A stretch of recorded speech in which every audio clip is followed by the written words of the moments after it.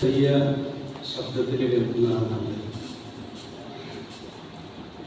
പാട്ട് പാടുമ്പോൾ നമുക്ക് നല്ല ശബ്ദം കേൾക്കുന്നുണ്ടല്ലോ എല്ലാവരും.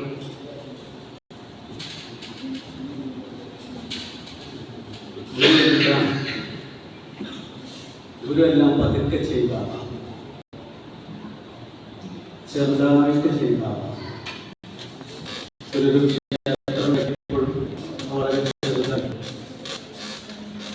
ചെറിയ കാര്യങ്ങൾ ചെറിയ ഭാഷയിൽ നമുക്കെല്ലാവർക്കും മനസ്സിലാകുന്ന രീതിയിൽ ജീവിക്കുകയും പറയുകയും ചെയ്ത അപൂർവമായിട്ടുള്ള ഗുരുവാണ് നാരായണൻ. പക്ഷെ വലുതായി കാര്യങ്ങൾ ചെയ്തിട്ടുള്ള നമുക്ക് ഗുരുവിനെ വേണ്ടത്ര മനസ്സിലാക്കാൻ കഴിഞ്ഞിട്ടില്ല എന്നുള്ളതാണ് സത്യം. ഗുരുവിനെ നമ്മൾ അറിയാൻ ശ്രമിക്കുമ്പോൾ രണ്ട് കാര്യങ്ങളാണ്. നമ്മളുടെ താല്പര്യത്തിനനുസരിച്ച് ഗുരുവിനെ മനസ്സിലാക്കണം, അതോ ഗുരു പറഞ്ഞതുപോലെ ഗുരുവിനെ മനസ്സിലാക്കണം. രണ്ട് ചോദ്യം ആദ്യം നമ്മളോട് ചോദിക്കണം. നമ്മളുടെ താല്പര്യങ്ങൾ, കാലങ്ങളായിട്ട് നമുക്ക് പലതരം താല്പര്യങ്ങളുണ്ട് എല്ലാവർക്കും. ആ താല്പര്യങ്ങൾക്കനുസരിച്ച് മനസ്സിലാക്കണമെങ്കിൽ തീർച്ചയായിട്ടും നമ്മളുടെ ഗുരുവിനെ നമുക്ക് മനസ്സിലാക്കാൻ പറ്റും. നമ്മൾ ഇഷ്ടപ്പെടുന്ന, നമ്മൾ ആഗ്രഹിക്കുന്ന ഗുരു. പക്ഷേ ഗുരുവിനെ എങ്ങനെ നമ്മൾ അറിയണമെന്ന് ഗുരു ആഗ്രഹിക്കുന്ന ഒരു ഗുരുവുണ്ട്. ആ ഗുരുവിനെ മനസ്സിലാക്കണമെങ്കിൽ നമ്മൾ നമ്മളെ മാറ്റി വയ്ക്കണം. നമ്മളുടെ മനസ്സിനെ, നമ്മുടെ ചിന്തകളെ, നമ്മൾ മനസ്സിലാക്കി വെച്ചിട്ടുള്ള അല്ലെങ്കിൽ നമ്മൾ കളർ ചേർത്ത് മനസ്സിലാക്കി വെച്ചിട്ടുള്ള ആ മനസ്സിനെ ഒക്കെ മാറ്റി വയ്ക്കണം. എങ്കിലേ ഗുരു പറഞ്ഞ ഗുരുവിനെ നമ്മൾ മനസ്സിലാക്കും. ഇപ്പൊ ദൈവദർശനത്തിൽ ഞാൻ ചൊല്ലിയത് ദൈവമേ കാത്തുകൊള്ളുക എന്ന് കൈവിടാതെ എന്ന് ഞങ്ങളെ നാവികൻ നീ ഭവാബ്ദിക്ക് ഒരു ആവിബന്ധോണി നിൽപ്പതം. ദൈവമേ നീ ഞങ്ങളെ കാത്തു രക്ഷിക്കണം, ഇവിടെ കൈവിടാതെ ഞങ്ങളെ കാക്കണം. എന്തുകൊണ്ടാണ് നമുക്ക് നമ്മളെ ഇവിടെ കാക്കുന്നതിനെ കുറിച്ചാണ്. ഇവിടെ സമാധാനത്തോടെ ജീവിക്കാൻ, ഇവിടെ സ്വസ്ഥതയോടെ ജീവിക്കാൻ ദൈവമേ നീ എന്നെ സപ്പോർട്ട് ചെയ്യുമെന്ന് നമ്മൾ പറയേണ്ടി വരുന്നതുകൊണ്ടാണ്, നമ്മളെ കൊണ്ട് പറ്റാത്തതുകൊണ്ടാണ്. സമാധാനത്തിലിരിക്കുന്ന ഒരാളും ദൈവമേ എന്ന് വിളിക്കേണ്ട ആവശ്യമില്ല. ആ സമാധാനത്തിൽ ജീവിച്ചാൽ മതി. നമ്മളുടെ സമാധാനം നഷ്ടപ്പെട്ടു പോകുന്നതുകൊണ്ടാണ് നമ്മൾക്ക് ദൈവമേ എന്ന് വിളിക്കേണ്ടി വരുന്നത്. ഗുരു അതിന് പറയുന്നൊരു മറുപടി,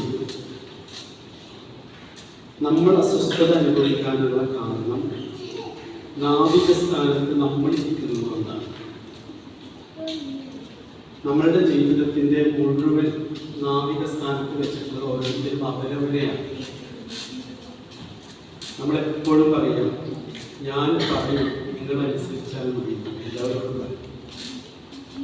നമ്മളെ കുട്ടികളെ മുമ്പിലിരുത്തിയിട്ടുള്ളത്, അല്ലെങ്കിൽ മക്കളെ മുമ്പിലിരിക്കുന്നുണ്ടെങ്കിലും ഞാൻ എപ്പോഴും പറയും, മക്കൾക്ക് വേണ്ടിയിട്ടല്ല ഞാൻ സംസാരിക്കുക, മുതിർന്നവർക്ക് വേണ്ടിയിട്ടാണ് സംസാരിക്കുക.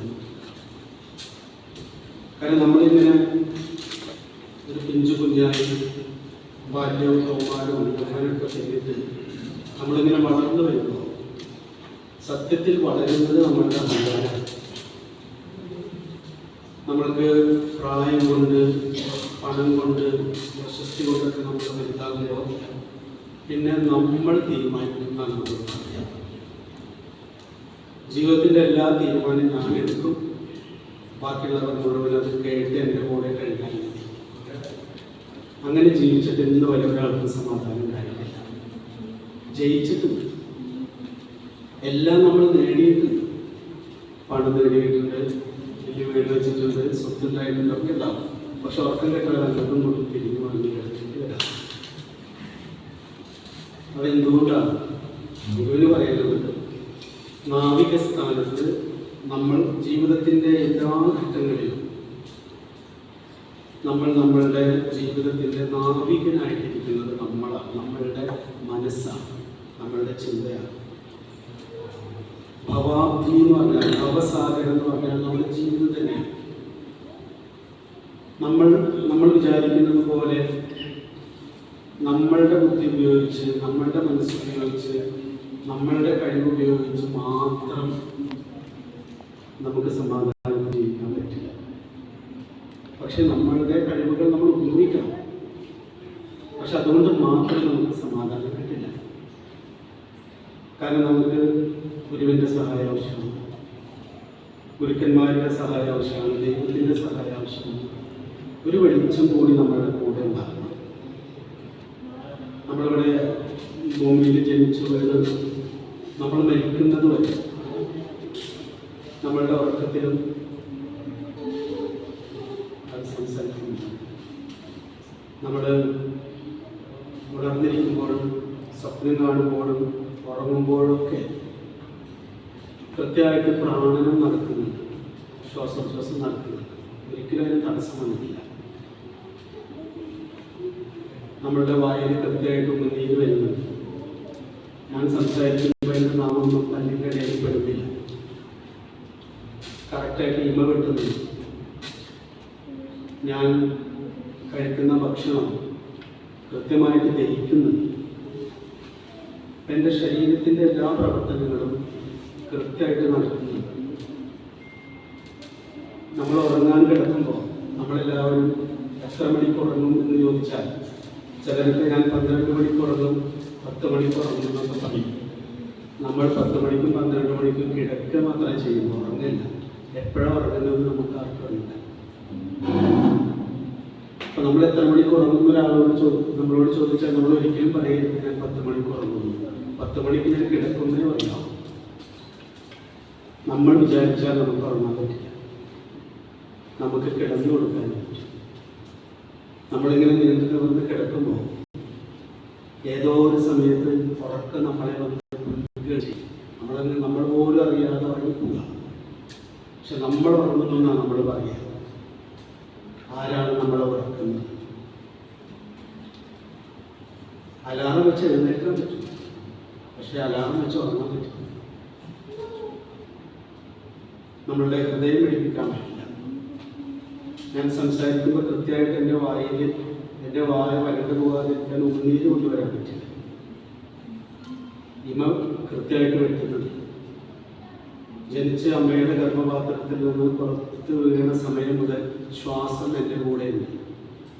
എപ്പോഴെങ്കിലും നമ്മൾ ആ ശ്വാസത്തിനോട് ഒരു നന്ദി പറഞ്ഞിട്ടുണ്ടോ? നമുക്കൊരു ശ്വാസമുണ്ട്, എൻ്റെ ഹൃദയം കൃത്യമായിട്ട് പിടിക്കുന്നുണ്ട്, എൻ്റെ ഇമ വെട്ടുന്നുണ്ട്, എൻ്റെ ഹൃദയം രക്തചക്രമാണ് കൃത്യമായിട്ട് നടക്കുന്നുണ്ട്. ഇത്രയും അതിസങ്കീർണമായ ഒരുപാട് പ്രവർത്തനങ്ങൾ, ഒരുപാട് സപ്പോർട്ടുകൾ എൻ്റെ ശരീരത്തിന് കിട്ടിയതുകൊണ്ടാണ് എൻ്റെ ശരീരം ഇവിടെ നിലനിൽക്കുന്നത്. നമ്മൾ പറയുന്നത് ഞാനാണ് എൻ്റെ ശരീരത്തെ നോക്കുന്നത്, എൻ്റെ മനസ്സിനെ നോക്കുന്നത്, എൻ്റെ ശരീരത്തെ നോക്കുന്നതൊക്കെ ഞാനാണ്. നമ്മളിങ്ങനെ ഞാനെന്നും എൻ്റേതെന്നും പറയുന്ന അഹങ്കാരത്തിൽപ്പെട്ട് എൻ്റെ ജീവിതം ഞാനാണ് നോക്കുന്നത്. ഗുരു, ഞാൻ കഴിഞ്ഞ ദിവസം നമ്മൾ കൂടിയപ്പോൾ ഞാൻ അമ്മയുടെ ഗർഭപാത്രത്തിൽ നമ്മൾ 9 മാസം മാംസപിണ്ഡമായിരിക്കുന്ന കാലത്തെക്കുറിച്ച് ഗുരു പറഞ്ഞിട്ട് ഗുരു ഒരു കൃതി എഴുതിയിട്ടുണ്ട്. എന്താ അമ്മയുടെ ഗുരു നമ്മളോട് ആദ്യം പറയുന്നത് അതാണ്. ഞാൻ ഈ നാവികൻ എന്നുള്ള വാക്കിനെ കുറിച്ചാണ് പറയുന്നത്. ഗുരു നമ്മളോട് ചോദിക്കുകയാണ്. നമ്മളൊക്കെ സ്ഥിരം പറയുന്നത് എനിക്ക് ആരില്ലെങ്കിലും കുഴപ്പമില്ല, എനിക്ക് ആവശ്യത്തിന് പണമുണ്ട്, ഇനി എന്തായാലും പണമില്ലെങ്കിലും കുഴപ്പമില്ല, എനിക്ക് ശരീരബലമുണ്ട്, ഞാൻ അധ്വാനിച്ച് ജീവിക്കും. ഇനി എനിക്ക് പണമില്ല, ധനമില്ലെങ്കിലും കുഴപ്പമില്ല, എനിക്ക് ഒരുപാട് ബന്ധുക്കളുണ്ട്, എൻ്റെ മക്കളുണ്ട്, ഭാര്യയുണ്ട്, ഭർത്താവുണ്ട്, സുഹൃത്തുക്കളുണ്ട്, ഞാൻ അവരുടെ കൂടെ ഒക്കെ ജീവിക്കും, അതൊക്കെ എനിക്കുണ്ട്. അപ്പം നമ്മളൊക്കെ ജീവിക്കുന്നത് നമ്മൾക്ക് ബന്ധുക്കളുണ്ട് എന്ന ബലത്തിലും ആരോഗ്യമുണ്ട് എന്ന ബലത്തിലും ധനമുണ്ട് എന്ന ബലം എന്ന വിശ്വാസത്തിലാണ് നമ്മൾ ജീവിക്കുന്നത്. ദൈവമുണ്ട് എന്നുള്ള വിശ്വാസത്തിലല്ല നമ്മൾ ആരും ജീവിക്കുന്നത്. നമ്മളാരും പറയാറില്ല ദൈവമുണ്ട് എന്നല്ല പറയാറ്. എനിക്ക് പണമുണ്ട്, ബലമുണ്ട്, അതുപോലെ ധനമുണ്ട്, ബന്ധുക്കളുണ്ട് എന്ന് പറയാം. ഗുരു നമ്മളോട് ക്ഷണിക്കുക. ഗുരു നമ്മളോട് ചോദിക്കുക, അമ്മയുടെ ഗർഭപാത്രത്തിൽ 9 മാസം മാംസപിണ്ഡമായിരിക്കുന്ന കാലത്ത് ആരാണ് നിങ്ങളെ നോക്കിയത്? ബന്ധുക്കളില്ല, ബലവും ധനവും നിനക്കിൽ, എന്തൊന്ന് കൊണ്ടിത് വളർന്നതോ വിചിത്രം. എൻ തമ്പുരാന്റെ കളിയൊക്കെ ഇതെന്നറിഞ്ഞാൽ അന്ധത്വമില്ല, അതിനു നീ അരുളീടു ശംഭോ. 4-5 മാസം ഒരുപോൽ നയനങ്ങൾ വെച്ച് കാലന്റെ കയ്യിലണയാതെ വളർത്തി നീയേ. കാലം കഴിഞ്ഞ് കരുവിങ്കലിരുന്നു ഞാൻ, അക്കാലം നിനച്ച് കരയുന്നിതു കേൾക്ക ശംഭോ. എൻ തള്ള എന്നെ അകമേ ചുമടായി കിടത്തി, വെന്തുള്ളഴിഞ്ഞ് വെറുതെ നെടുവീർപ്പുമുട്ട് മുന്തിങ്ങു പെറ്റു നരി പോലെ കിടന്നു കൂവുന്നതെന്താവത് അടിയനൊന്ന് അരുളീടു ശംഭോ. വേദസ്സു തന്നെ രക്തമൊടും കലർന്നു നാദം തിരണ്ടുരുവതായി നടുവിൽ കിടന്നേ.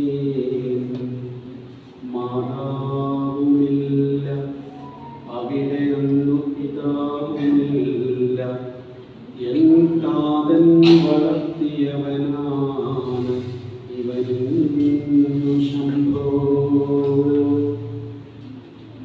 ഗുരു നമ്മളോട് പറഞ്ഞു, നമ്മളിങ്ങനെ അത്യാവശ്യം ആരോഗ്യമുണ്ട്, അത്യാവശ്യം പണവും പ്രശസ്തിയും അധികാരമൊക്കെ ഉണ്ടാകുമ്പോൾ നമ്മൾ പോലും അറിയാതെ ഇനി എനിക്ക് ഞാൻ മതി എന്നൊരു ധൈര്യത്തിലാണ് ജീവിക്കുന്നത്.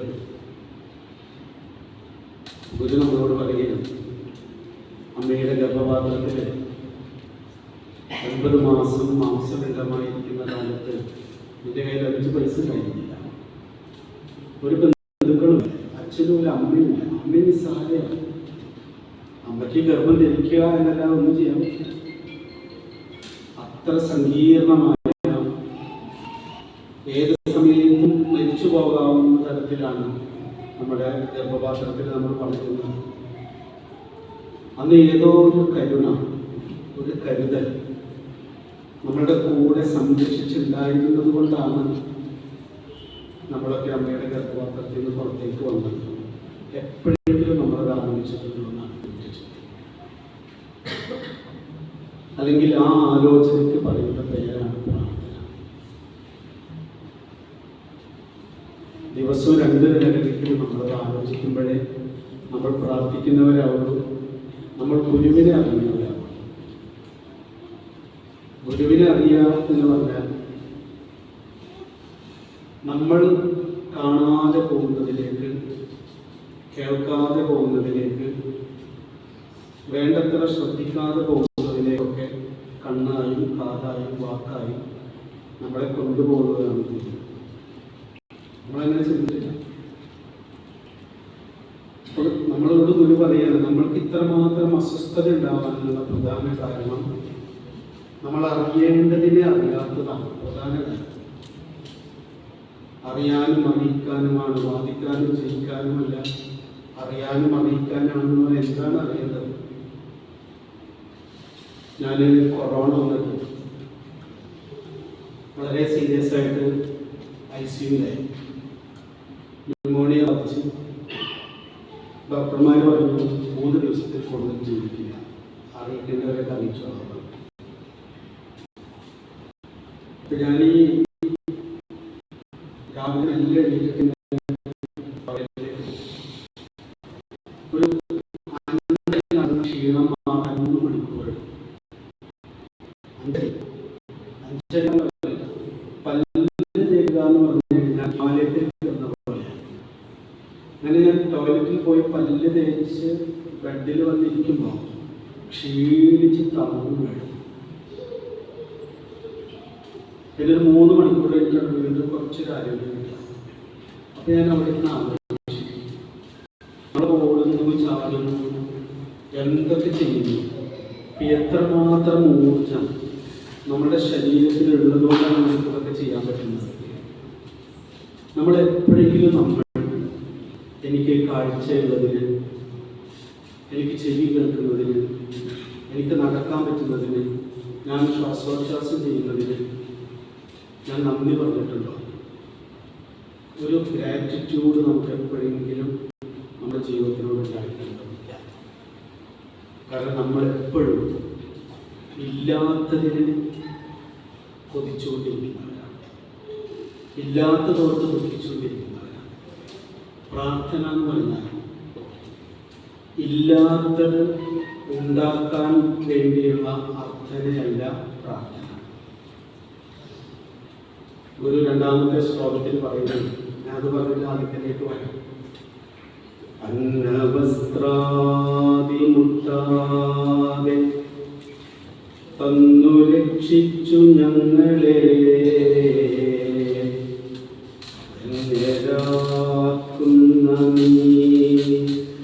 ഒന്നു തന്നെ ഞങ്ങൾക്കു തമ്പുരാൻ. അന്നവസ്ത്രാദി മുട്ടാതെ തന്നു രക്ഷിക്കണേ എന്ന് പറഞ്ഞിട്ടില്ല, നമ്മളങ്ങനെ പറയാം. അന്നവസ്ത്രാദി മുട്ടാതെ തന്നു രക്ഷിച്ച് ഞങ്ങളെ ധന്യരാക്കുന്ന നീ ഒന്നു തന്നെ ഞങ്ങൾക്ക് തമ്പുരാൻ. എനിക്ക് ആവശ്യത്തിന് ശ്വാസവും കൃത്യമായി എൻ്റെ ശരീരത്തിലെ രക്തവും മാംസവും എല്ലും, ആവശ്യത്തിന് വിശന്നിരിക്കുന്ന സമയത്ത് ഭക്ഷണവും, കൊടുക്കാൻ ഒരു ജോഡിയെങ്കിലും വസ്ത്രവും എല്ലാം ഉള്ളതുകൊണ്ടാണ് ഇപ്പോൾ നമ്മളെല്ലാവരും അന്നവും വസ്ത്രവും അത്യാവശ്യത്തിന് കിട്ടിയതുകൊണ്ടാണ്. പുറത്താനും വസ്ത്രവും മാത്രമല്ല, അകത്തും നമ്മുടെ ശരീരത്തിൻ്റെ ആന്തരിക അവയവങ്ങൾക്കൊക്കെ ആവശ്യം വേണ്ട അന്നം കൃത്യമായി പ്രാണന് കൃത്യമായി ലഭിച്ചതുകൊണ്ടും അത്യാവശ്യം ഭക്ഷണം കഴിച്ചതുകൊണ്ടും ഞാൻ പറയുന്ന വാക്ക് നിങ്ങൾക്കൊക്കെ ശ്രദ്ധയോടെ കേട്ടിരിക്കാൻ കഴിയുന്നതൊക്കെ നമ്മളിരിക്കും ഇവിടെ ഇങ്ങനെ വന്നിരിക്കുന്നു. ഇതിനൊന്നും കഴിയാത്ത ലക്ഷങ്ങൾ മനുഷ്യർ ജീവിക്കുന്ന ഭൂമിയിലാണ് നമ്മൾ. എൻ്റെ ഒരു സുഹൃത്ത് ബീഹാറിലെ ഒരു ഗ്രാമത്തിൽ ചെന്നിട്ട് അവിടുത്തെ കുടിലുകളിൽ ജീവിക്കുന്നവരോട് ചോദിച്ചു, നിങ്ങളെന്താണ് നിങ്ങൾക്ക് ചെയ്തതായിരുന്നു? അപ്പോൾ ആ ഗ്രാമവാസികൾ പറഞ്ഞത്, ഞങ്ങൾക്കൊരു കമ്പിളിപ്പുറത്ത്, ഓരോ വീടിനും ഒരു കമ്പിളിപ്പുറത്ത് വീതം തരാം, എങ്കിൽ ഞങ്ങളുടെ കുട്ടികൾ തണുപ്പിൽ വരച്ച് മരിച്ചു പോകാതിരിക്കാനാണ്. തണുപ്പുകാലം വരുമ്പോൾ കുട്ടികൾ തണുത്ത് വരച്ച് മരിക്കുകയാണ്. ഞാൻ 100 വർഷം മുമ്പത്തെ കഥയല്ല പറയുന്നത്. ഇപ്പോൾ നമ്മുടെ ഇന്ത്യയിൽ കഴിഞ്ഞ കുറേ വർഷങ്ങളായിട്ട് നടക്കുന്ന കാര്യം പറയും. അതുപോലെ ഞാനവിടെ കരഞ്ഞിരുന്നു പോയി. അവർ വീട് വെച്ച് തരണമെന്നോ കിണർ കുത്തി തരണമെന്നോ ഒന്നുമല്ല പറഞ്ഞത്. ഒരു കമ്പിളിക്ക് വീട്ടിൽ വെച്ച് തരുമോ, ഞങ്ങളുടെ മക്കൾ തണുത്ത് വരച്ച് മരിക്കാതിരിക്കാൻ അവർക്ക് പ്രവർത്തിക്കാൻ വേണ്ടി. ആ ഒരു ലോകത്തിലാണ് നമ്മളിവിടെ ഇരിക്കുന്നത്. എന്നിട്ട് നമ്മളിവിടെ ഇരുന്നിട്ട് ഗുരുവിനോട് നമ്മളുടെ ആഗ്രഹങ്ങൾ ഗുരുവിനോടും ദൈവത്തിനോടും നമ്മൾ പറയുകയാണെങ്കിൽ അതെന്തൊരു അനാദരവായിരിക്കും. ഈ അപേക്ഷിക്കൽ പ്രാർത്ഥനയല്ല, നമ്മൾ യാചകരാകരുതെന്നാണ് ഗുരു ആദ്യം നമ്മളെ പഠിപ്പിക്കുന്നത്. ഉള്ളത് കാണാനാണ് ഗുരു പറയുന്നത്. അന്നവും വസ്ത്രവും മുട്ടാതെ നമ്മൾ ദിവസം രാവിലെ എണീറ്റ് പ്രാർത്ഥനാ മുറിയിൽ പോയി ഗുരുവിൻ്റെ മുമ്പിൽ വിളക്ക് കത്തിച്ച് വെച്ചിട്ട് പറയേണ്ടത്, ഗുരു എനിക്ക് അത്യാവശ്യത്തിന് വസ്ത്രമുണ്ട്, അത്യാവശ്യത്തിന് ഭക്ഷണമുണ്ട്, എനിക്ക് എനിക്ക് സുഖമായിട്ട് കിടക്കാൻ ചെറിയ കൂരെയെങ്കിലും ഉണ്ട്, എത്രയെങ്കിലും എനിക്ക് കിട്ടിയാലും നന്ദി എന്ന് പറഞ്ഞ് പ്രാർത്ഥിക്കാൻ കഴിയുന്ന ആൾ മാത്രമേ ദൈവവചനം ചൊല്ലാൻ നോക്കിയാണ്. അതിന് നമ്മൾ ദൈവവചനം ചൊല്ലിയാൽ ഗുരുവിനോട് കാണിക്കുന്ന അനാഥഭാവം. കാരണം നമ്മളെ വരി പഠിച്ചിട്ടില്ല. അങ്ങനെ ചൊല്ലണമെങ്കിൽ നമ്മളുടെ യഥാർത്ഥത്തിൽ നമ്മുടെ ജീവിതത്തെ നയിക്കുന്ന നാവികനെ നമ്മൾ കാണണം. നമ്മളെ രക്ഷിച്ച് പോറ്റി കൊണ്ടുതരുന്ന ഒരു നാവികൻ നമ്മളുടെ കൂടെ ഉണ്ട്. പക്ഷെ നമ്മളത് കാണുന്നില്ല, അറിയില്ല, ഉപയോഗിക്കില്ല.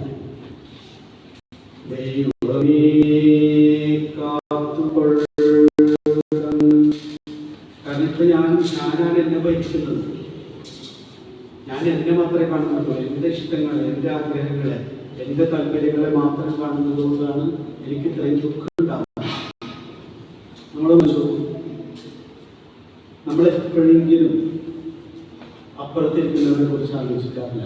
ഏറ്റവും കൂടുതൽ ലോകത്തിലുള്ള മനുഷ്യർ പറയുന്ന വാക്ക് എന്നെ ആരും മനസ്സിലാക്കുന്നില്ല.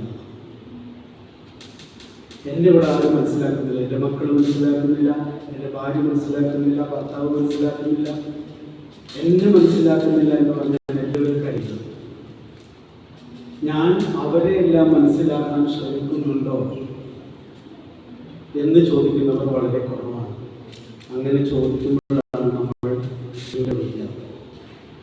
ഗുരു ലോകത്തിന് കൊടുത്ത ഏറ്റവും വലിയ സംഭാവന. നമ്മൾ നമ്മളുടെ പക്ഷത്തിരുന്ന് മാത്രം ചിന്തിക്കുന്നതിന് പകരം നമ്മളെ ദേഷ്യം പിടിപ്പിച്ച അപ്പുറത്തിരിക്കുന്നവരുടെ പക്ഷത്തു നിന്നുകൂടി നമ്മൾ കാര്യങ്ങളെ മനസ്സിലാക്കാൻ ശ്രമിക്കുമ്പോഴാണ് നമ്മൾ ഗുരുവിൻ്റെ വഴിയില്ല. ആ വഴി ഒന്ന് തെളിച്ചു തരാനാണ് നമ്മൾ പറയുന്നത്.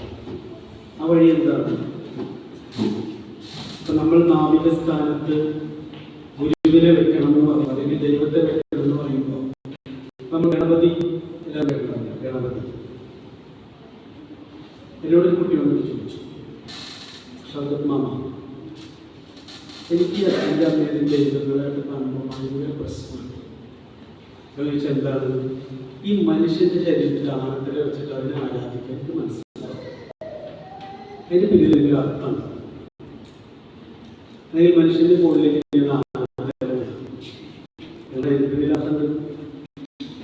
എന്നോട് വെച്ചപ്പോ അമ്മ അങ്ങനെയൊന്നും പറയാൻ ശ്രമിച്ചിട്ടില്ല. എല്ലാവരും ഇതിനുപരി വളർത്തിച്ച് വെച്ചിട്ടേ ഉള്ളത്. എന്താണെന്ന് ഇതുവരെ ചോദിച്ചിട്ടില്ല. ഗണപതിയെ നമ്മൾ ഗുരുസ്ഥാനത്ത് വെച്ചിട്ടുണ്ട്. അപ്പൊ ഗണപതിക്ക് മുമ്പ് തല ഉണ്ടായിരുന്നു. അത് ശിവൻ വെട്ടിക്കളഞ്ഞതാണ്. എന്തുകൊണ്ട് വെട്ടിക്കളഞ്ഞത്? ആ തല വെച്ച് ജീവിച്ചാൽ നന്നാവില്ല. നമ്മളുടെ തല വെച്ചിട്ടാണ് നമ്മളൊക്കെ നമ്മുടെ ജീവിതത്തെ മുമ്പോട്ട് കൊണ്ടുപോകുന്നത്. നമ്മളൊക്കെ പറയുന്നത് എന്താണ്? ഞാൻ പറയും, നിങ്ങളൊക്കെ കേട്ടാൽ മതി. നമ്മൾ പറയുന്നത് നമ്മളുടെ മക്കളോ ഭാര്യയോ ഭർത്താവോ അച്ഛനോ അമ്മ കേട്ടില്ലെങ്കിൽ നമുക്ക് ദേഷ്യം വരും. പക്ഷെ നമ്മൾ പറയുന്നത് എല്ലാവരും കേൾക്കണം എന്നൊരു നിർബന്ധം. അവർ പറയുന്നതിൽ കാര്യം ഉണ്ടാവില്ല. ഇരിക്കുന്ന മക്കൾ, അവർക്ക് ജീവിതത്തെക്കുറിച്ച് അവരുടേതായ അഭിപ്രായങ്ങൾ ഉണ്ടാവില്ല. അപ്പൊ നമ്മളുടെ അഭിപ്രായത്തിനെതിരായിട്ട് മക്കൾ എന്തെങ്കിലും പറയുമ്പോൾ നമ്മളെന്തിനാണ് ദേഷ്യപ്പെട്ടിരിക്കുന്ന അസ്വസ്ഥ? അവര് പറയുന്നത് കേൾക്കാൻ പക്ഷെ നമ്മളെക്കാൾ വെച്ചുള്ള കാര്യങ്ങളൊന്നും പറയാറില്ല. അമ്മ മറ്റുള്ളവരെ കുറ്റം പറഞ്ഞിരിക്കുന്നത് നമ്മളെ കാര്യം നോക്കിയാൽ പോലെ മക്കൾ പറയാത്ത ചിലമില്ല. ഞാൻ എപ്പോഴും ആലോചിക്കാറുണ്ട്, ഗുരുട്ട് കുശുമ്പോ കുന്നായ്മ. കാരണം അവർക്ക് കുറച്ചും കൂടി നല്ല നാവികൻ അവരുടെ തലയിൽ. നമ്മളുടെ നാവികൻ അത്ര നല്ലത്. വയലൻസ് കുട്ടികൾക്ക് കുറവാണ് പഴയതിനേക്കാൾ. പണ്ടത്ര വയലൻസ്. പണ്ട് നമ്മളൊക്കെ ഒരു തുമ്പിനെ കിട്ടി കഴിഞ്ഞാൽ ഉടനെ അതിനെ കൊണ്ട് കല്ലെടുത്തു. തുമ്പിയുടെ വാലിന് ഞങ്ങളൊക്കെ പണ്ട് ഈ തുമ്പി ഉണ്ട്, തുമ്പിയുടെ വാലിന് കല്ലെടുത്തു, നൂല്, ഇതൊരു കല്ലെടുത്തു. റോഡിലൊരു നായ കണ്ടാൽ എല്ലാവരും ഒരുമിച്ചെടുത്ത് കല്ലെറിയും. നിങ്ങളെവിടെയും നായനെ കണ്ട എല്ലാവരും കല്ലെറിയോ? ഇല്ലല്ലോ. വളരെ കുറച്ച് പേര്. ഇപ്പോൾ 10 കുട്ടികളുണ്ടെങ്കിൽ 2 ആളുകൾ ഇപ്പോൾ കല്ലെറിയായിരിക്കും, 8 ആളുകൾ തടയും. നമ്മൾ 2 ആൾ കല്ലെറിയും. ഒരു പാമ്പ് ഏതെങ്കിലും ഭാഗത്തൂടെ വഴിമുറി ഓടിച്ചിട്ട് തരുന്നു. എന്നിട്ട് നമ്മൾ വഴിമുറിയൊക്കെ നമ്മളെ മാതൃകയാക്കണം. എങ്ങനെ മാതൃകയൊക്കെ എന്താ നമ്മളിലുള്ളത് മാതൃക? ഞാൻ കുട്ടികളോട് പറയാ, നിങ്ങൾ ഞങ്ങളെ മാതൃകയാക്കണ്ട, പക്ഷെ നിങ്ങൾ ഞങ്ങൾക്ക് മാതൃകയാവണം. നിങ്ങൾ മോഡലായിട്ട് ഞങ്ങളെ പഠിപ്പിക്കണം. കാരണം നിങ്ങൾക്ക് അതിനുള്ള കഴിവുണ്ട്, ഞങ്ങൾക്ക് അത് അത്രയില്ല. ഇപ്പൊ പല കാര്യത്തിലും കുട്ടികൾക്ക് പ്രശ്നങ്ങളുണ്ട്. പക്ഷെ നമ്മൾ വളർന്നു വരുമ്പോൾ, പ്രായം കൂടി വരുമ്പോൾ നമ്മൾ തെറ്റിദ്ധരിച്ചിട്ടുള്ളത് നമ്മൾ വിവരം കൂടിക്കൊണ്ടിരിക്കുന്നതാണ്. അത് നമ്മുടെ തെറ്റിദ്ധാരണ. പ്രായമേ കൂടിയിട്ടു. എന്നോട് അച്ഛനമ്മ വന്നത് മോനക്ക് ഭയങ്കര ദേഷ്യമാണ്, ഷൗക്കത്ത് മാഷ് എന്തെങ്കിലും ഒന്ന് ചെയ്യണം. ഞാൻ പറഞ്ഞു നിങ്ങൾക്കോ? എനിക്കും അതെ, നിങ്ങളെ ഒന്നും ചെയ്യരുത്. മോനക്ക് ദേഷ്യമാണ്. ആ മോന് 12 വയസ്സായിട്ടുള്ളൂ. 12 വയസ്സായ മകന് ദേഷ്യം വരുന്നുണ്ട്. ഓക്കെ, തെറ്റൊക്കെയാണ്. ദേഷ്യം പിടിക്കുന്നത് കണ്ടതിന് വെച്ചതിനൊക്കെ ദേഷ്യം പിടിക്കുന്നത് ശരിയല്ല. നിങ്ങൾക്ക് 10 വയസ്സായി, എനിക്ക് 45 വയസ്സായി. നിങ്ങൾക്കോ? ദേഷ്യം രക്ഷയില്ല. ഞാൻ പറയും 45 കൊല്ലം ജീവിച്ചിട്ട് നിങ്ങൾക്ക് ദേഷ്യം മാറിയിട്ടില്ലെങ്കിൽ 12 വയസ്സായ കുട്ടിക്ക് ദേഷ്യം പിടിക്കാനുള്ള അവകാശമില്ല. അപ്പൊ കുട്ടികളുടെ ദേഷ്യത്തെ കുറ്റപ്പെടുത്തുന്നതിന് മുമ്പ് മോൻ തീരെ വായനാശീലല്ല. അതിന് ഞാൻ എന്താ ചെയ്യുക? നിങ്ങൾ വായിക്കാറില്ല, ഞാൻ വായിക്കാറില്ല. ഞാൻ പറഞ്ഞു നിങ്ങൾ വായിക്കില്ല. കാരണം കുട്ടികൾ കേട്ട് പഠിക്കുന്നവരല്ല, കണ്ടു പഠിക്കുന്നവരല്ല. നമ്മളെപ്പോഴും മനസ്സിലാക്കും. അതുകൊണ്ട് കുട്ടികളെ ഉപദേശിക്കുകയും ചെയ്യാം. കുട്ടികളിൽ എന്തെങ്കിലും മാറ്റം വേണമെന്ന് നമ്മൾ ആഗ്രഹിക്കുന്നില്ല, ആദ്യം നമ്മളത് ചെയ്യുമ്പോൾ. പ്രത്യേകിച്ച് ചെറിയ കുട്ടികൾ മെല്ലെ മെല്ലെ അവർ പഠിച്ചു, പെട്ടെന്ന് പഠിക്കില്ല. നമ്മൾ കാരണം അവർ നോക്കുന്നുണ്ട്, നമ്മൾ നോക്കുന്നുണ്ട്. ഇതെന്താണ് ഇതൊക്കെ അച്ഛനമ്മ ചെയ്യുന്നത്, നമ്മളോട് മാത്രം ചെയ്യുന്നത് അവരെങ്ങനെയാണ്? കാരണം നമ്മൾ വളർന്നു വരുമ്പോൾ നമ്മൾ അനുഭവിക്കുന്ന ഒരു പ്രശ്നം, വളർന്നു വരുന്ന ആളുകളുടെ ധാരണ അവർ ശരിയാണെന്നാണ്. നമ്മളുടെ അല്ല. നമുക്കൊരു കുട്ടിയിലായാൽ, ഒരു അച്ഛനമ്മയായാൽ, ഒരു ഉയർന്ന ഉദ്യോഗസ്ഥനായാൽ, പൊസിഷൻ കൂടുന്നതിനനുസരിച്ച് നമ്മൾ വിചാരിക്കുന്നത് ഞാൻ അത്യാവശ്യം കാര്യബോധമുള്ള ആളാണെന്നാണ്. ഞാൻ എൻ്റെ ജീവിതത്തിലെ നവീന സ്ഥാനത്ത് എന്നെ കൊണ്ടുവയ്ക്കും. നമുക്ക് സ്വസ്ഥത. ഇതിന് നമ്മൾ ദൈവദർശനം പഠിക്കുന്നത്. ദൈവദർശനം എന്ന് പറയുന്നത് ഒരു ബോധശാസ്ത്രമാണ്. ആകാശത്തിന്റെ മുകളിൽ ദൈവം നമ്മളെ രക്ഷയില്ല. കാരണം ഗുരു പറയുന്ന ദൈവം ആകാശത്തിന്റെ മുകളിൽ ഇരിക്കുന്ന ദൈവമല്ല. നീ സത്യം, ജ്ഞാനം, ആനന്ദം. നീ തന്നെയാണ് വർത്തമാനമായും ഭൂതമായും ഭാവിയായും ഇരിക്കുന്നത്. നീ തന്നെയാണ് ഇവിടെ തന്നെയാണ്. ഗുരു കാര്യമായി മനസ്സിലാക്കി വെച്ചിട്ടുള്ള ഏതോ ദൈവം എവിടെയോ നമ്മൾ നോക്കുന്നുണ്ട്. ഏകദേശം മനുഷ്യനെ പോലെ ഒരു ദൈവം. മനുഷ്യനുണ്ടാക്കിയ ദൈവമായതുകൊണ്ട് മനുഷ്യനെ ആ ദൈവത്തെക്കുറിച്ചല്ല നമ്മുടെ ജീവിതത്തിലെ മൂല്യബോധം സത്യവും ജ്ഞാനവും ആനന്ദവുമായിട്ടിരിക്കും. അപ്പൊ നമ്മൾ യഥാർത്ഥത്തിൽ ഗുരു പറയുന്ന ദൈവത്തിൽ വിശ്വസിച്ച് ജീവിക്കുന്നു എന്ന് പറയുന്നെങ്കിൽ നമ്മളെ ജീവിതം വൃത്തിപ്പെടുത്തുന്നതാണ്. അപ്പൊ ഞാനാണ് എൻ്റെ ജീവിതത്തെ നിയന്ത്രിക്കുന്നത് എന്ന അറിവ് മാറ്റിവെച്ചാൽ അപ്പുറത്തിരിക്കുന്നവരെ കേൾക്കാനുള്ള കാര്യം നമുക്കുണ്ടാവും. ഇപ്പൊ നാവികൻ ഭവാബ്ദി ജീവിതം എന്ന് പറയുന്നത് ഒരു സംസാര സാഗരമാണ്. എപ്പോഴാണ് സമാധാനം വരിക, എപ്പോഴാണ് ദുഃഖം വരിക എന്ന് നമുക്കറിയില്ല. ഏത് സമയത്തും നമ്മളെ ആലോചിച്ചു നോക്കും. നമ്മളിൻ്റെ ജീവിതത്തിൽ ഒരിക്കലും സമാധാനത്തിലേക്ക് തിരിച്ചു വരാൻ കഴിയില്ലെന്ന് 100% ഉറപ്പിച്ചിരിക്കുന്ന സമയത്താണ് എവിടുന്നൊക്കെയോ ഏതൊക്കെയോ സഹായമാണ് നമ്മൾ അന്വേഷിച്ചിട്ടുള്ളത്. നമ്മൾ ഒരിക്കലും ഈ ജീവിതം ഉണ്ടാവില്ല എഴുതിയിട്ടുള്ള നിമിഷത്തിലൂടെ കടന്നു പോകാത്തവർ വളരെ കുറവാണ്. എവിടെ നിന്നൊരു സപ്പോർട്ടുണ്ട്. അതേപോലെയാണ് ഇനി എൻ്റെ ജീവിതത്തിൽ ഒരു പ്രശ്നം ഉണ്ടാവില്ലെന്ന് തീരുമാനിച്ചിരിക്കുമ്പോഴായിരിക്കും വലിയൊരു ദുരിതം നമ്മളെ പിടികൂടുക. നമ്മുടെ കയ്യിലല്ല ജീവിതം. ഗർഭത്തിൽ വെച്ച് ഭഗവാൻ അടിയന്റെ പിണ്ടം എപ്പേരും മൻകൊടു വളർത്ത കൃപാലുവല്ലി കൽപ്പിച്ച പോലെ ഉണച്ചു കണ്ടിട്ട് അർപ്പിച്ചിടുന്നടിയും ശംഭോ. കുറച്ച് കാര്യങ്ങളൊക്കെ നമുക്ക് എല്ലാം സെറ്റായി വരുമ്പോൾ ഇനി ഞാനെൻ്റെ ജീവിതം നോക്കിക്കൊള്ളാമെന്ന് ഒരിക്കലും പറയുന്നത്. കാരണം ഇതൊരു സൂക്ഷ്മമാണ്. നമ്മൾ അത്യാവശ്യ കാര്യങ്ങളൊക്കെ റെഡിയായി വരുമ്പോൾ നമ്മുടെ ഉള്ളിലൊരു തോന്നലുണ്ടാകും, ഇനിയിപ്പോൾ എൻ്റെ ജീവിതം മുന്നോട്ട് കൊണ്ടുപോകാൻ ഞാൻ വിചാരിച്ചാൽ മതി. ഒരിക്കലില്ല. ഒരു കൊറോണ എന്ന് പറഞ്ഞതൊക്കെ കണ്ടാൽ എല്ലാം എല്ലാവരും 8 ദിവസം കൊണ്ട് അനാഥരായി പോയി.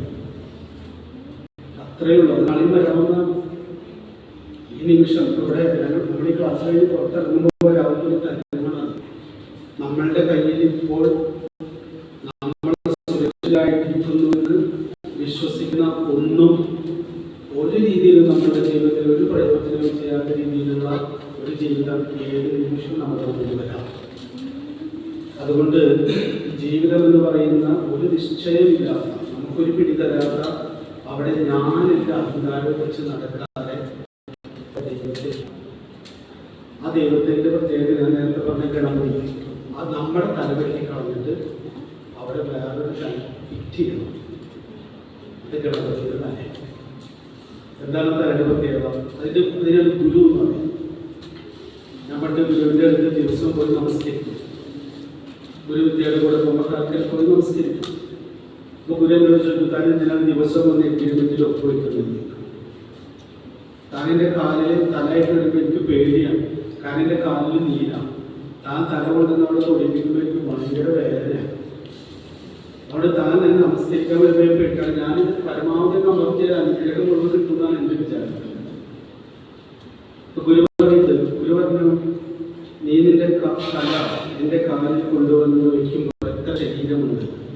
അപ്പം 2 ശരീരം ഇല്ല, 1 ശരീരം. എൻ്റെ തലയിൽ നിന്റെ കാലിൽ ഗുരുവല്ലേ. തല ഗുരുവിൻ്റെ കാലിലെ കൊണ്ടുവന്ന് വയ്ക്കുമ്പോൾ ഒറ്റ ബോഡിയാണ്. എൻ്റെ കാലയാണ് ഗുരുവിൻ്റെ തലയാണ്. അതൊരു എഗ്രിമെൻ്റാണ്. എന്താണ് എഗ്രിമെൻ്റ്? ഗുരു, ഞാൻ എൻ്റെ തല പറയുന്നത് പോലെ ഇത്രയും നാൾ ജീവിച്ചത്, അതെനിക്കൊരു സമാധാനം തന്നില്ല. എൻ്റെ ജീവിതത്തിൽ ഫുൾ ദുരിതമാണ്. പല തീരുമാനങ്ങളെടുത്തു. അറിയാതെ പറഞ്ഞു പോയ വാക്ക് എൻ്റെ ഏറ്റവും പ്രിയപ്പെട്ട എത്രയോ പേരെ വേദനിപ്പിച്ചിട്ടുണ്ട്. കാരണം ജീവിതത്തിൽ നമ്മുടെ ഏറ്റവും അപകടകാരിയായിട്ടുള്ള ഒരു അവയവമാണ് നാക്ക്.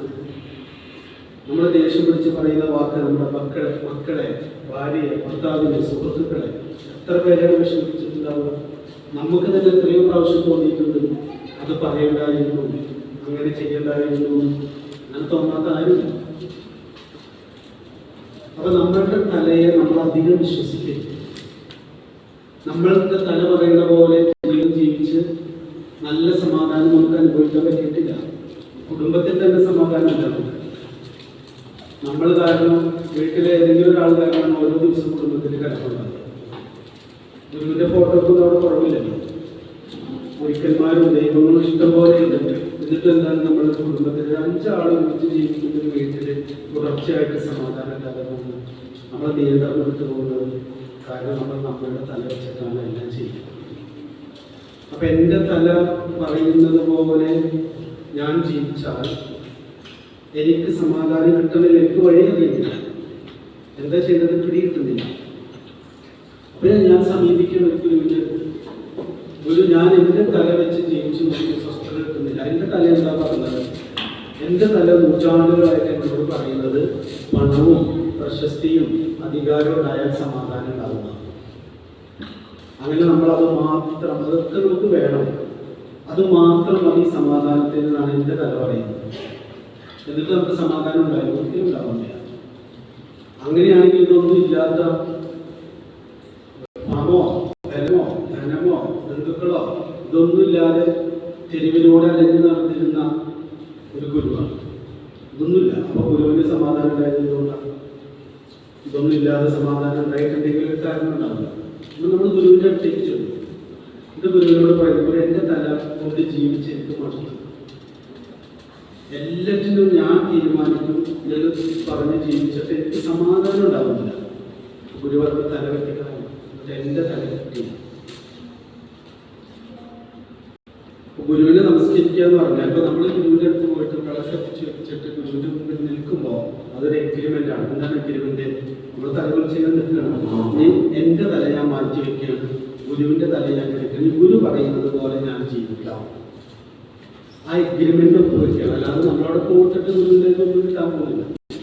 കിട്ടിയില്ലെങ്കിൽ നമ്മളൊക്കെ എന്താ സർവത്തിൽ പോലെ ആ എഗ്രിമെൻ്റാണ്. ആ എഗ്രിമെൻറ്റിൽ എന്താ പ്രത്യേകത? ആ ഗണപതിയുടെ തല, അതാണ് നാവികൻ.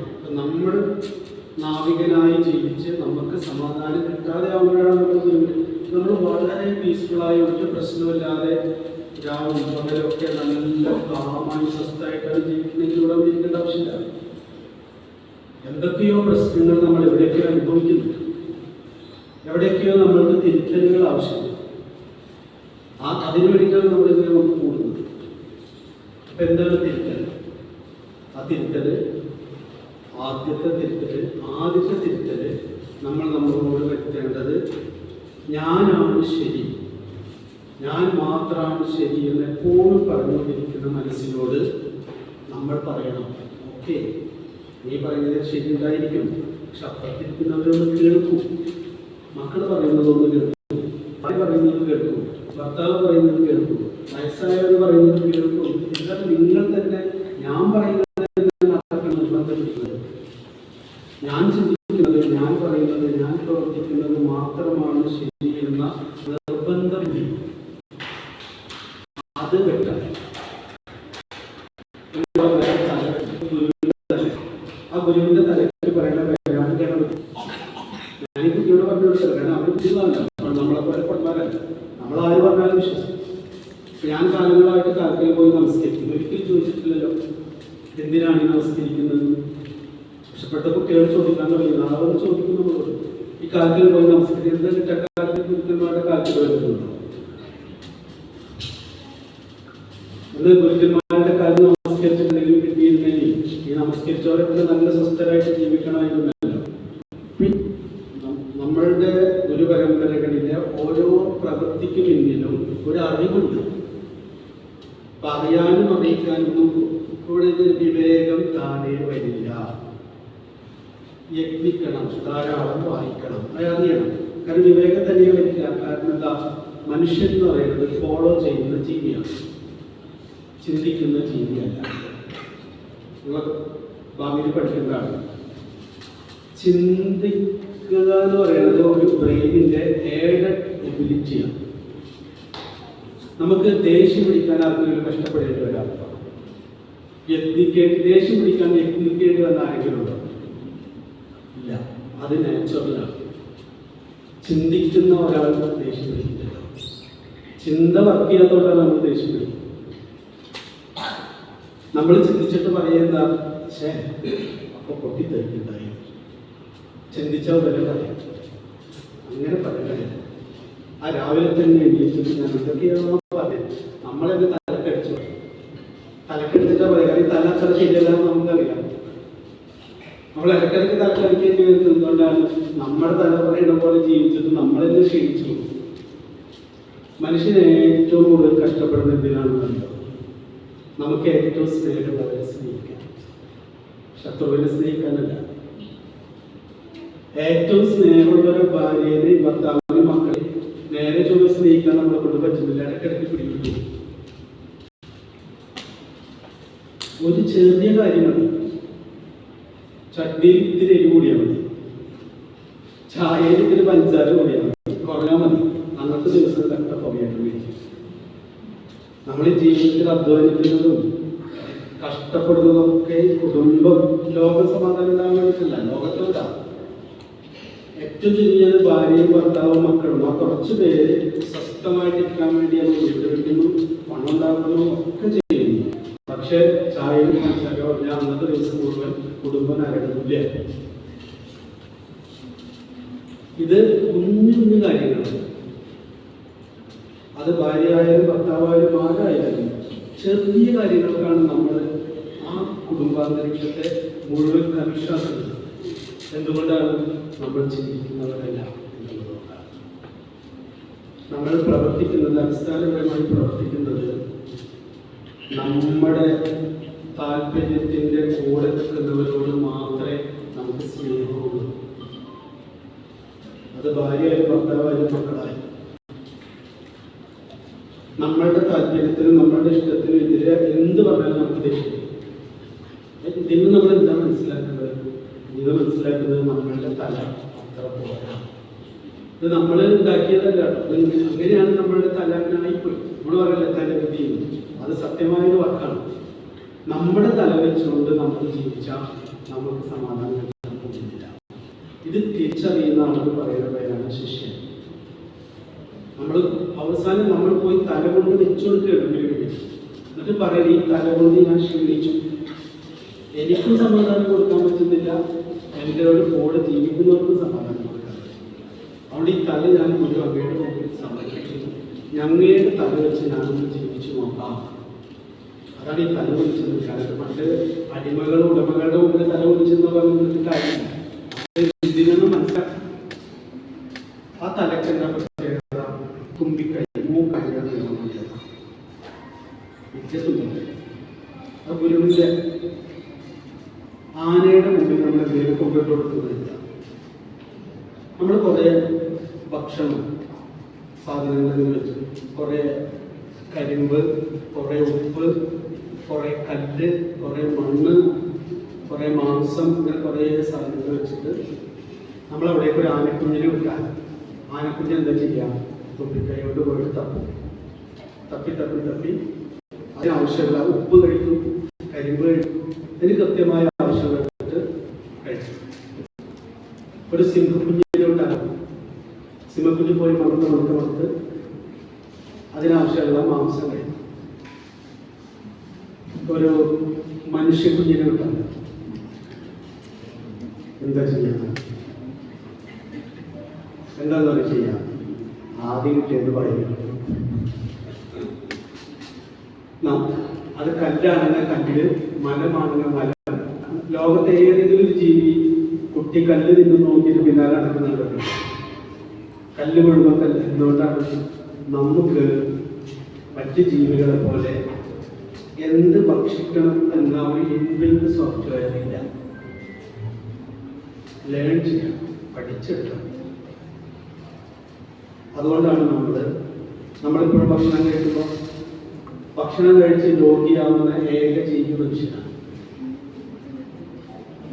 എന്താണ് എൻ്റെ ജീവിതത്തിൻ്റെ സമാധാനത്തിന് നമ്മുടെ മുമ്പിൽ കുറേ കാര്യങ്ങൾ മുമ്പിൽ വന്ന്, കുറേ ആകർഷണങ്ങൾ മുമ്പിൽ വന്ന്, ഓഫറുകൾ വന്നു നിൽക്കുമ്പോൾ, കുറേ ഓഫറുകൾ നമ്മുടെ മുമ്പിൽ വന്നു നിൽക്കുമ്പോൾ സത്യത്തിൽ ഇത് എനിക്ക് ആവശ്യമുണ്ടോ എന്ന് ചോദിക്കണം. ആദ്യം ഓഫർ ഉണ്ടെന്ന് കരുതി മാത്രം വാങ്ങിക്കരുത്.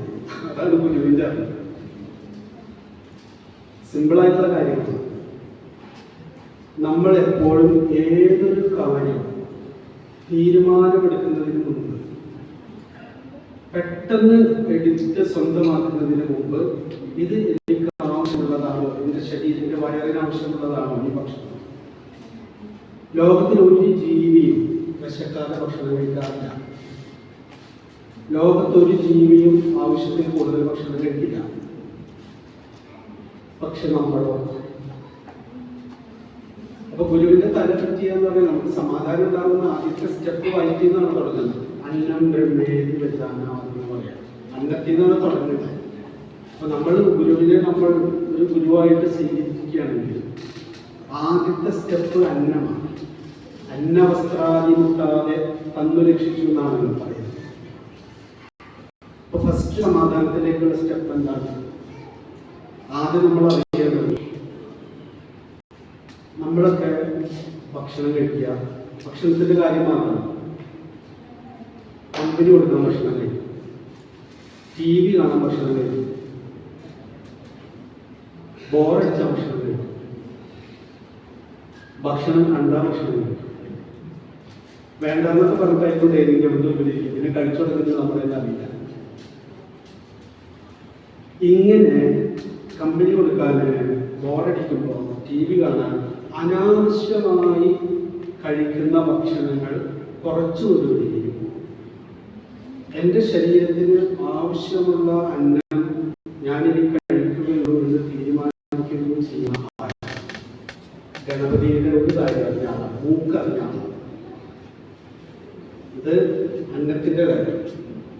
ഇനി അന്നത്തിൽ മാത്രം നിൽക്കുന്നില്ല.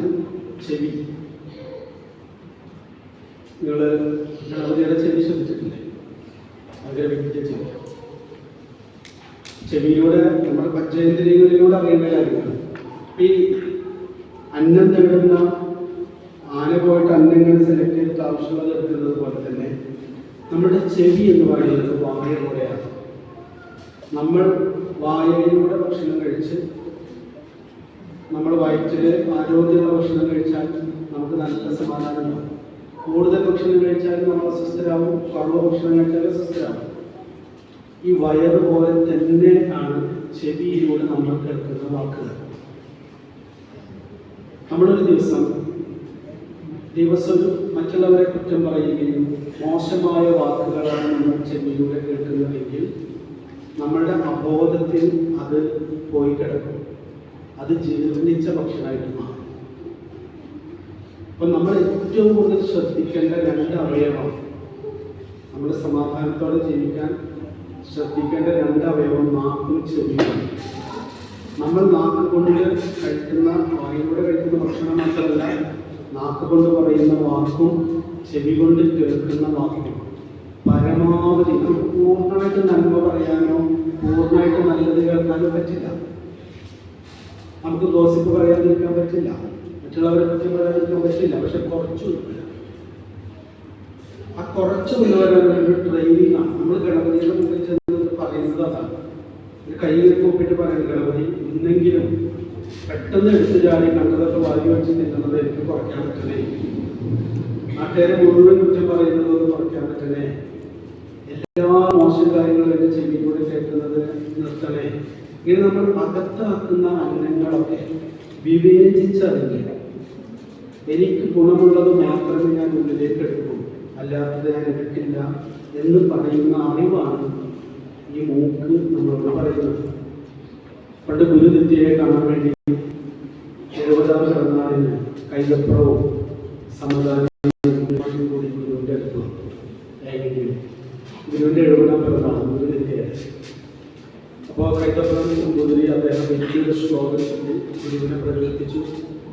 സമതാനി വന്ന് വലിയ പ്രഭാഷണം നടത്തി ഗുരുവിദ്യ ചെയ്യുന്ന കാര്യങ്ങളൊക്കെ പറഞ്ഞ് അവസാനം കുഞ്ഞുണ്ണി മാഷ് സൈഡിലും കസേരയിലിരിക്കുന്നുണ്ട്. അപ്പോൾ കുഞ്ഞുണ്ണി മാഷിനോട് ഗുരു പറഞ്ഞു, കുഞ്ഞുണ്ണി മാഷ് പറയണത് കേൾക്കാനാണ് എനിക്ക് താല്പര്യം, ഞാൻ കാത്തിരിക്കുന്നതെന്ന് പറഞ്ഞു. അപ്പോൾ കുഞ്ഞുണ്ണി മാഷ് പറഞ്ഞു, ഞാൻ എന്ത് പറയാനും ഗുരു, ഞാൻ ഗുരുവിൻ്റെ അനുഗ്രഹം വാങ്ങിക്കാമെന്നാണ്. ഇല്ല, കുഞ്ഞുണ്ണി മാഷ് വന്നിരുന്ന് സംസാരിക്കാൻ പറഞ്ഞു. അപ്പോൾ കുഞ്ഞുണ്ണി മാഷ് വന്നിരുന്നിട്ട് പറഞ്ഞു, എനിക്ക് വലിയ അറിവൊന്നും അറിയില്ല, പക്ഷെ എൻ്റെ അമ്മ ചെറുപ്പത്തിൽ ഉപനിഷത്ത് എന്നെ പഠിപ്പിച്ചിട്ടുണ്ട്. ആ ഉപനിഷത്തിൻ്റെ പേര് ചൂലോപനിഷത്ത് എന്നാണ്. ചൂലോപനിഷത്ത്.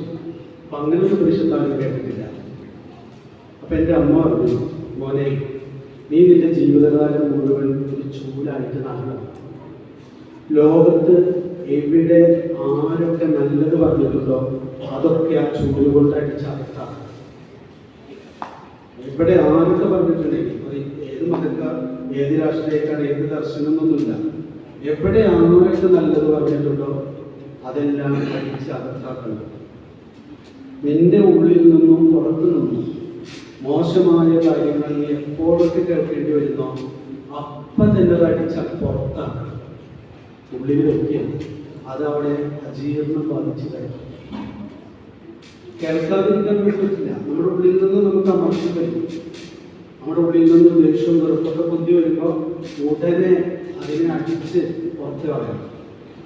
പുറത്തുനിന്ന് മറ്റുള്ളവന് മോശമുള്ള കാര്യങ്ങൾ നമ്മൾ പറയുന്നത് കേട്ട ഉടനെ അതിനാണ് ഗുരു അക്രമണയാതെ അകതാരമർത്തിടയണം എന്ന് പറയുന്നത്.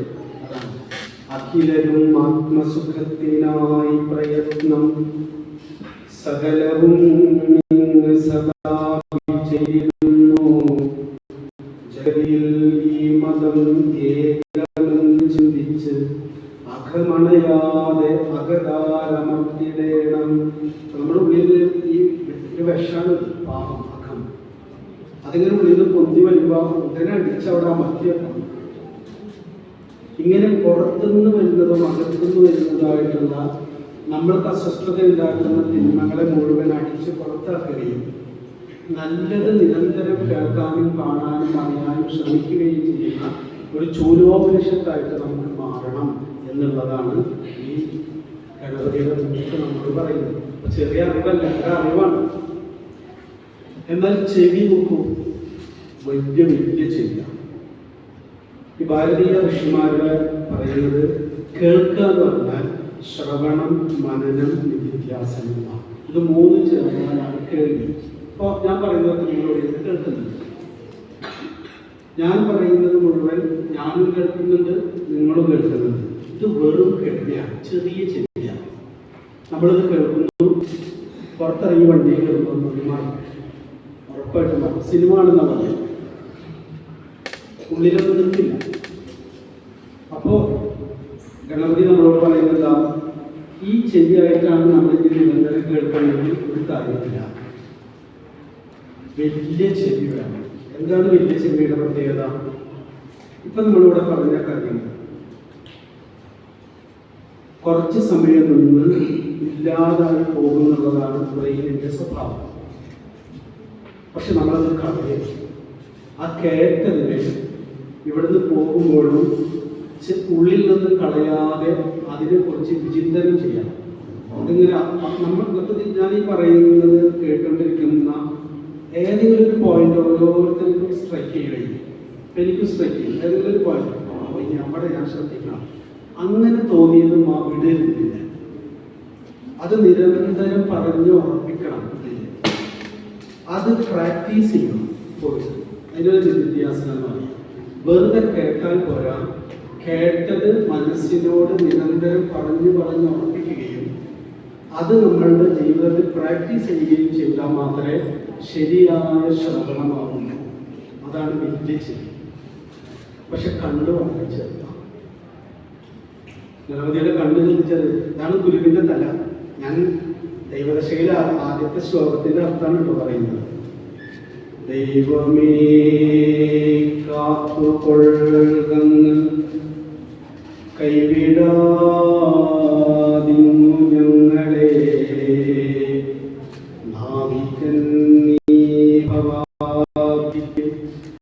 ഒരു ആവിവന്തോ ഒരു കടലിലാണ് ജീവിക്കുന്നത്. തിരമാലയുണ്ട്, ചുഴികളുണ്ട്,